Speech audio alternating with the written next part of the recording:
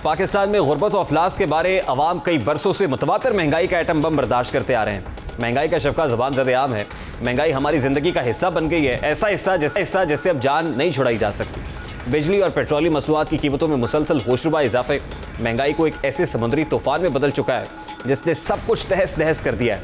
गुर्बत के हाथों मजबूर अवाम, रोज़मर्रा की ज़रूरतें रोज़ाना ही की बुनियाद पर कमाने वाला तबका महंगाई की इस चक्की में सबसे ज़्यादा पिसा हुआ है। सितम ज़रीफ़ी ये है कि हुकूमत हर माह अवाम से महंगाई पर काबू पाने के इकदाम का वादा करती रही है और हर महीने कीमतों में इजाफा करके अपनी सदाकत के खिलाफ शवाहिद भी मुहैया करती रही है। जिस मुल्क में वज़ीर ख़जाना के ओहदे की मुद्दत 6 महीने से ज़्यादा ना हो, वहाँ आप माशी खैर की उम्मीद कैसे रख सकते हैं? रोज़मर्रा ज़रूरत की तमाम अशिया की कीमतों में मौजूदा दौर में जिस रफ्तार से इजाफा होता चला आ रहा है, मुल्क की तारीख में शायद इसकी मिसाल भी कम ही मिलती है। आवाम कभी पेट्रोल बढ़ने पर दुहाई देते हैं तो कभी बिजली और गैस के नर्ख उनकी जान निकालते हैं, लेकिन हुक्मरानों की बेइसी है कि बढ़ती ही चली जा रही है। अवामी इज्तिमात में वो आवाम की ढारस बढ़ाते हैं, लेकिन बंद कमरों में इसके बरक्स मौक़िफ़ इख्तियार करते हैं। अब तो अवामी हमदर्दी समेटने के लिए आंसुओं का सहारा भी लिया जा रहा है, क्योंकि हफ्ते के रोज़ मुल्क के वज़ीर ख़जाना कौमी मईशत और सैलाब मुतासरीन के दर्द में भरी कॉन्फ्रेंस में रो पड़े, लेकिन साथ ही ये भी बता कि बिजली का फ़ी यूनिट 60 रुपये के करीब बढ़ रहा है। मौजूदा हालात में हुकूमत पेट्रोल और बिजली पर सब्सिडी नहीं दे सकती। मेरी बच्ची couldn't comprehend the age of 8 कि वो फ़कीर की बेटी और मेरी बेटी में वही फ़र्क था कि वो किसी फ़कीर के घर में पैदा हुई थी और मेरी बेटी सेठ के घर में पैदा हुई थी। और आज हम जो यहाँ बैठे हैं, अल्लाह ताला की बहुत मेहरबानी है। We sit here by the grace of God, otherwise any one of us could have been there.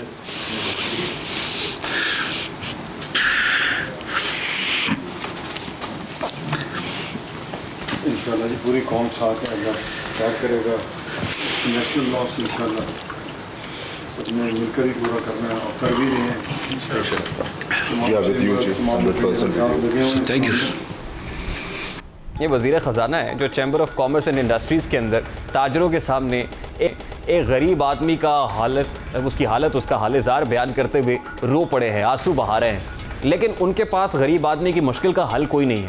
तो गरीब आदमी तो यही समझेगा कि ये शायद मगरमच्छ के आंसू हैं जो सिर्फ दिखाने के लिए है और सिर्फ तिफल तसल्ली है, क्योंकि अगले लम्हे वो ऐलान कर देते हैं कि बिजली बढ़ाना, पेट्रोल बढ़ाना ये हमारी मजबूरी है, हमारे बस में नहीं है कि हम ये कीमतें कम करें। वज़ीर ख़जाना मिफ्ता इस्माइल आज सैलाब मुतासरीन की हालत इज़ार पर आंसू बहा रहे हैं, लेकिन वो ये जानने से कासिर है कि ये सैलाब मुतासरीन उजड़ने से पहले भी महंगाई के हाथों फाकों और दर दर भटकने पर मजबूर थे। उनको पहले भी एक वक्त की रोटी नसीब होती थी तो वो दूसरे वक्त की रोटी तलाश के लिए मारे मारे फिरते थे। हुक्मरानों के तर्ज़ हुक्मरानी और आपसी सियासी रंजिश का तमाम तर खमियाजा ये गरीब आवाम चुका रहे थे। आंसू बहाने से अगर मुल्क की मईशत ठीक होनी होती तो गरीब आवाम के आंसुओं से ये मुल्क माला माल हो चुका होता। वज़ीर ख़जाना मिफ्ता इस्माइल साहब शायद आंसुओं के ज़रिए अपने दिल का दर्द बयान करना चाह रहे थे, क्योंकि उनको ना तो अपोजिशन और ना ही अपनी पार्टी ओन करने को तैयार है।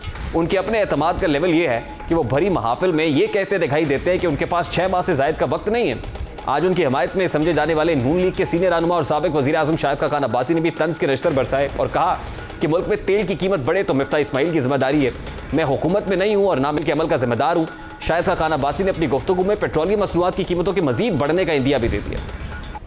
ये पाकिस्तान का हर आदमी ये यकीन कर बैठा है, इस मुल्क में बिजली बढ़े तो मिफ्ता इस्माइल की जिम्मेदारी, इस मुल्क में तेल बढ़े तो मिफ्ता इस्माइल की जिम्मेदारी। एक सेल्स टैक्स है वो आज 0 है और एक पेट्रोल में लेवी होती है जो 50 रुपए होनी चाहिए, आज वो 30-35 के लगभग है। जी मेरी वज़ीर ख़जाना से दोस्ती नहीं है, मिफ्ता इस्माइल साहब को जानता हूँ 5-6 साल से, ना ही उनके अमल का मैं जिम्मेदार हूँ।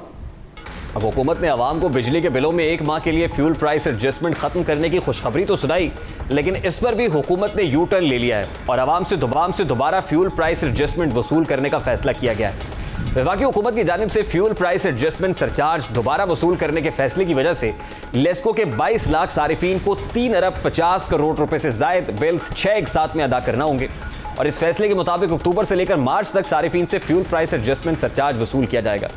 नेपरा की मंजूरी से जून में 9 रुपये 89 पैसे फी यूनिट के हिसाब से FPA चार्ज किया गया। तहम आवाम के एहतजाज और मुजाहिरों की जानिब से हुकूमत ने अगस्त में रिलीफ देने का ऐलान किया, लेकिन अब दोबारा वसूल करने का ऐलान कर दिया गया है। इस वक्त तमाम हुक्मरानों की नाहली की कीमत चुका रहे हैं।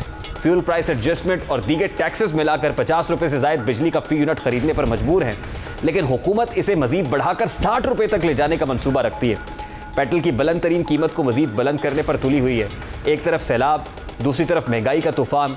आवाम के लिए हर आने वाला दिन मुश्किल से मुश्किल तर होता जा रहा है। इसके वसाइल कम हो रहे हैं। वक्त सख्त जवाब दे चुकी है। लेकिन किसी भी तौर पर उन पर तरस खाने को तैयार नहीं है। उम्मीद करते हैं कि हुकूमत को जल्द कोई ना कोई तरस ज़रूर आएगा और फिर आम आदमी का भी सोचेंगे और यकीनन आम आदमी के लिए फिर आंसू बहेंगे।